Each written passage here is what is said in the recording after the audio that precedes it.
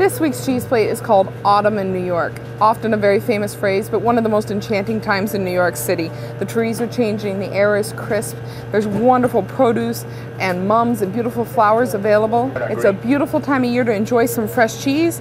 Enjoy it with some of the fresh produce found in your farmer's market that's coming in from the local farmers, as well as perhaps enjoy some of the great fruits that have come from the summer milks. So we've picked 4 of our favorite cheeses that really kind of not only are great tasty, but they actually kind of warm us up. They're warm, comforting foods. And so we'd like to feature 4 of those. One of them is Grogne. It is a triple creme brie. We've done quite a few of these. This one is a little sweeter. It's got almost a little bit of buttery sweetness to it, not as salty as some. You can see that it perhaps is a little firmer in the center, whereas the outside is creamy. The rind will be nice and earthy, but not as strong or ammoniated as some.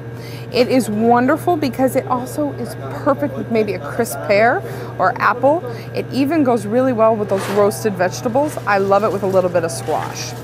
Next is Brinata. If we want to talk about a fabulous sheep's milk cheese, this is it. And this guy kind of gets put in the corner and we forget about him, but he's probably one of the youngest sheep's milks from Italy we have. He's a very young pecorino. Unlike most of them, he does have a bit of a bloomy rind. His texture is kind of a semi-firm paste. The nutty, kind of earthy flavors of the sheep's milk come through. No sharpness, not too strong, very creamy. It melts beautifully, as well as I like it with a little bit of almonds. It's a beautiful cheese, a small little round, and a nice way to have sheep's milk, especially this is a very short aging period, which means the wheels we have now are from the summer milk, which is when the sheep are out in the fresh grasses and fields. So you're really going to get a little bit more sweetness and see a dramatic change than if you were to taste this in February, perhaps. Next is this beautiful orange cheese called Mahon. It comes from Menorca in Spain. It is a beautiful, probably as close as Spain gets to cheddar. The curding is a little bit like that. It's washed in salt water. That makes it that bright orange. As it ages, you'll see them darken almost to a burnt orange or maybe a brick red color actually.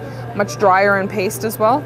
This is going to be creamy. This is a younger version, so you're going to have a softer paste. It's going to have a little bit of sharpness. Because it's made from cow's milk, you're going to get a lot of butterfat creaminess to it with a little bit of perhaps earthiness, but very slight. A wonderful snacking cheese, especially for the kids after school. Last is probably one of the most visually stunning cheeses. This is our aged goat's milk Gouda. You see the beautiful orange coloring. You would have a hard time knowing this is goat. There's so much butterscotch and sweetness to it. The goat only comes through in the end.